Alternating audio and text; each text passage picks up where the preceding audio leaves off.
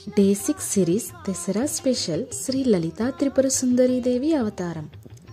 లలితా త్రిపుర సుందరీదేవి ఎలా ఉద్భవించారో ఒక కథ ద్వారా తెలుసుకుందాం.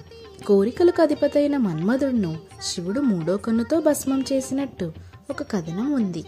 అయితే ఆ భస్మం నుండి బండాసురుడు అనే రాక్షసుడు ఉద్భవించాడు. అతను తపస్సు నుండి అనేక శక్తులను సంపాదించి దేవతలందరినీ ఓడించాడు.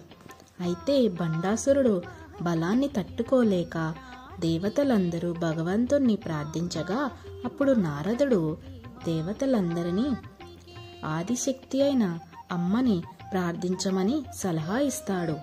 అప్పుడు దేవతలందరూ అమ్మవారిని పూజించి అమ్మవారిని ప్రసన్నం చేసుకోవడానికి యాగం చేస్తారు. అమ్మవారు దేవతలు చేసిన యాగానికి ప్రసన్నమై అమ్మవారి అగ్నిపీఠం నుండి ఉద్భవించి శివుడు కామేశ్వర రూపంను ధరించి అమ్మవారిని పెళ్లి చేసుకుంటాడు. తర్వాత అమ్మవారు బండాసుని వారి సైన్యాన్ని అంతం చేస్తుంది. దేవతల కోరిక మేరకు శ్రీ లలితా త్రిపుర సుందరీదేవిగా ఈ భూమండలంలో కొలువుతీరి ఉంది. Like, share and subscribe.